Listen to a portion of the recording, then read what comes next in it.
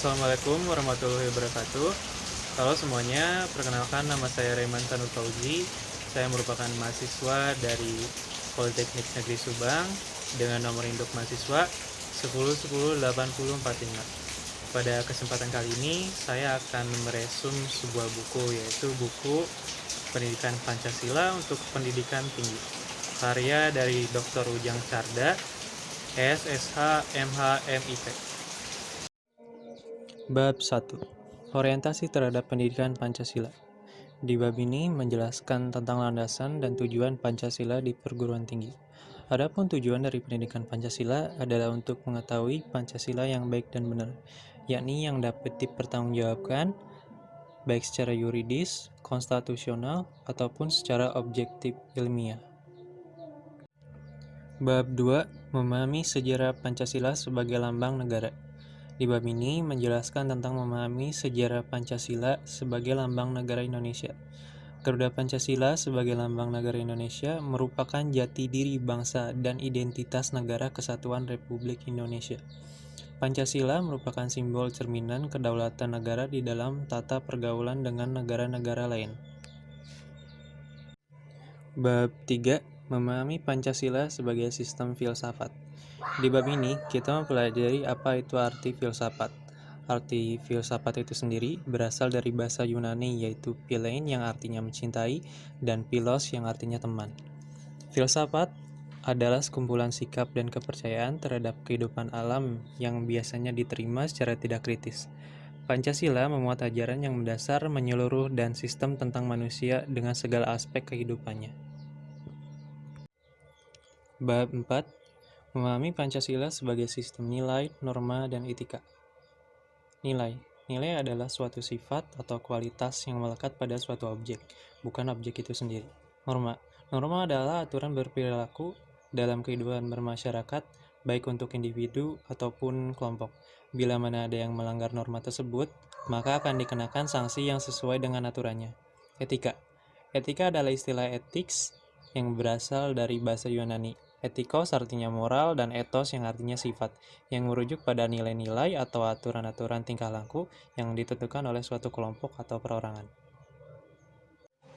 Bab 5. Memahami muatan sila-sila dalam Pancasila.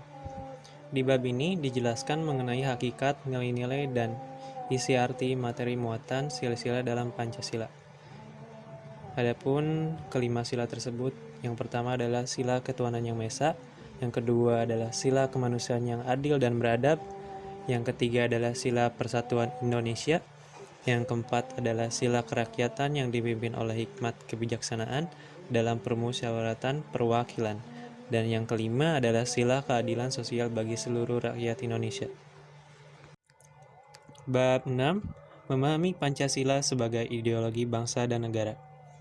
Di bab ini menjelaskan tentang pengertian, makna, kedudukan, dan perbandingan ideologi Pancasila dengan ideologi lain, serta memahami makna Pancasila dari putusan MK nomor 100/PUU strip XI /2013.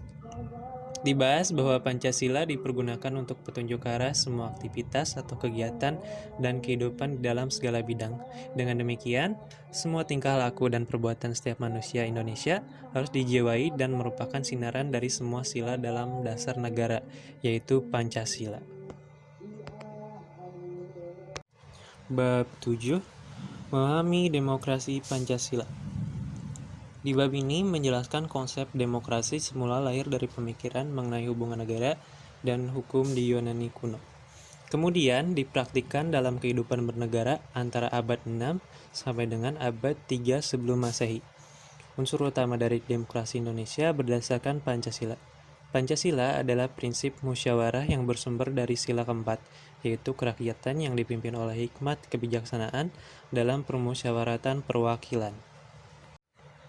Bab 8. Memahami hak dan kewajiban hak asasi manusia dalam Pancasila.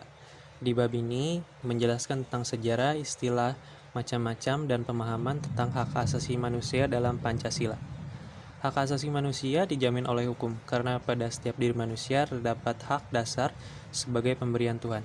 Contoh, Dari hak asasi manusia adalah hak untuk hidup, hak untuk berbicara di hadapan umum, hak untuk kebebasan berkumpul, hak untuk memperoleh keadilan dan rasa aman, dan hak untuk beragama untuk menjalankan ibadah.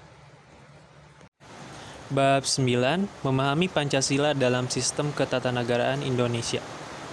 Di bab ini, menjelaskan tentang arti Pancasila dalam kedudukannya dan kedudukan pembukaan UUD 1945. Di dalamnya terdapat bahwa sila-sila yang ada menjadi fundamen etis kehidupan bangsa Indonesia, yang artinya Pancasila adalah batasan-batasan kita untuk hidup berbangsa dan bernegara. Dan hak akan kemerdekaan adalah hak daripada segala bangsa untuk memperoleh kemerdekaan, dan berlakunya hak kemerdekaan ini adalah sejalan dengan tuntutan pri kemanusiaan dan pri keadilan. Bab 10. Refleks Pancasila sebagai paradigma reformasi dalam kehidupan bermasyarakat, berbangsa, dan bernegara. Di bab ini menjelaskan tentang paradigma merupakan suatu asumsi dasar, dan teoritis yang umum merupakan sumber hukum penerapan pengetahuan dan karakter ilmu itu sendiri. Eksistensi Pancasila sebagai paradigma pembangunan di era globalisasi. Globalisasi adalah suatu proses tatanan masyarakat dunia tidak hanya dalam satu bidang, namun menjelajah ke berbagai bidang kehidupan lainnya, seperti bidang ekonomi, sosial, budaya, politik, dan bidang-bidang lainnya. Dan sekian, terima kasih. Wassalamualaikum warahmatullahi wabarakatuh.